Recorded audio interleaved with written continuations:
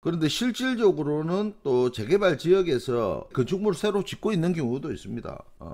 건축물을 짓고 있다는 것은 무슨 뜻입니까? 건축 허가가 났기 때문에 지었겠죠.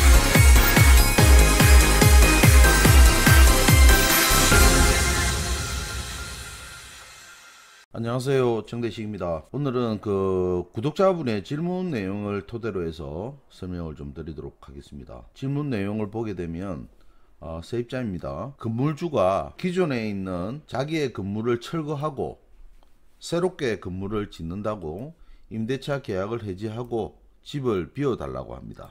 재개발 구역이 지정이 되고 난 뒤 건축을 할 수가 있는지 알고 싶습니다. 임대차 계약을 할 때 특약 사항에 오래된 건축물이라 건물 신축 요청이 있으면 계약 해지해도 좋다는 특약을 작성한 상태입니다.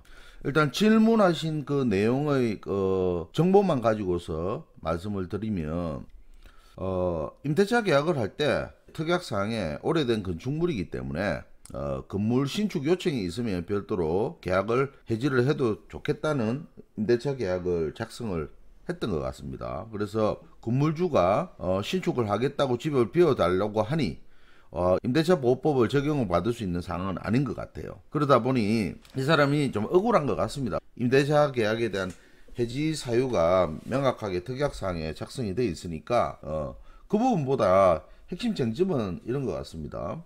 재개발 구역이 지정이 되고 난 뒤에 건축을 할 수가 있는지, 이 내용이 쟁점 사항인 것 같아요. 재개발 사업이란 것은 정비 사업의 유형은 크게 세 가지로 나뉩니다. 주거 환경 개선 사업이 있고 재개발 사업이 있고 재건축 사업이 있습니다. 그리고 소규모로 진행되고 있는 정비 사업들도 있죠.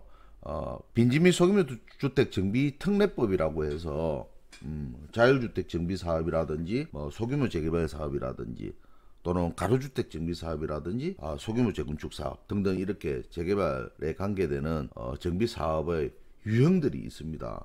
그래서 오늘은 재개발 구역 지정이 되고 난 뒤에 건축을 새롭게 할 수가 있는지 이 부분이 이제 핵심 쟁점 사항이기 때문에 이 부분을 말씀을 드리면, 정비구역이 지정이 되었다는 것은 이제 오래된 노후 건축물을 철거하고 새롭게 아파트를 지어서 그것을 그 정비구역 안에 있는 토지 등 소유자한테 새로운 아파트를 공급한다는 게 이제 정비사업인데, 그 사업의 목적을 달성하기 위해서는 건축행위를 규제를 합니다. 건축행위를 규제를 하지 않으면 사업의 목적을 위해서 노후 불량한 건축물을 철거를 할 건데 어떤 사회적인 비용이 발생이 되겠죠. 그런 부분을 이제 차단하기 위해서 구역이 지정이 되면 개발 행위를 제한을 한다라는 내용입니다. 도시민 주거 환경 정비법에 행위 제한이라는 규정이 있는데, 정비구역에서 어떤 행위를 할 때에는 구청장의 허가를 받아야 됩니다. 그래서 건축물의 건축이라든지 또는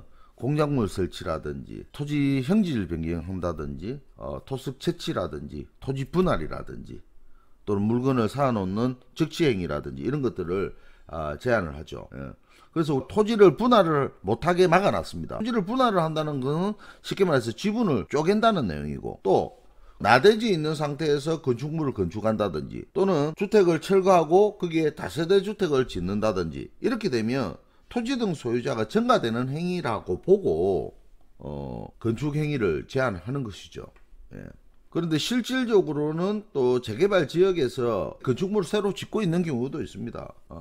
건축물을 짓고 있다는 것은 무슨 뜻입니까? 건축 허가가 났기 때문에 지었겠죠. 물론 무허가로 짓는 경우도 있겠지만 무허가로 짓는 경우는 거의 없습니다. 예전에는 무허가로 짓는 경우가 있겠지만 지금은 그런 내용은 없는데, 건축 허가가 나면 안 되는데 건축 허가가 난 경우도 있어요.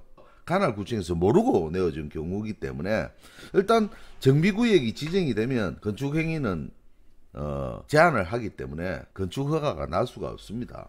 그리고 만약에 허가가 나서 만약에 지어졌다고 한다면 건축주 같은 경우에는 재산상의 손해가 많이 생기죠. 그렇기 때문에 건축 허가가 날 수가 없는 겁니다. 그래서 이분 같은 경우에는 일단 건축 허가가 날 수가 없기 때문에 신축한다는 요청이 있으면 특약을 작성했기 때문에 건축이 진행이 된다면 집을 비워줘야 되겠지만 그렇지 않다라고 하면 계속해서 거주를 할 수가 있겠죠. 그래서 제가 볼 때는 재개발 구역이 지정이 된 상태라 그러면 건축허가가 나지 않기 때문에 본래 그 세입자의 어떤 목적을 달성할 수 있으리라 생각합니다. 그래서 여러 내용을 세심하게 고려해서 이제 판단해야겠고, 일반 투자자들 같은 경우에는 새롭게 지어지는 건축물에 대해서는 매입을 해서는 상당히 위험에 빠질 수 있는 그런 상황이라 볼 수 있습니다. 제가 더보기 란에 재개발 재건축에 대한 실전 스타디 그 오픈톡방을 만들어 놨거든요.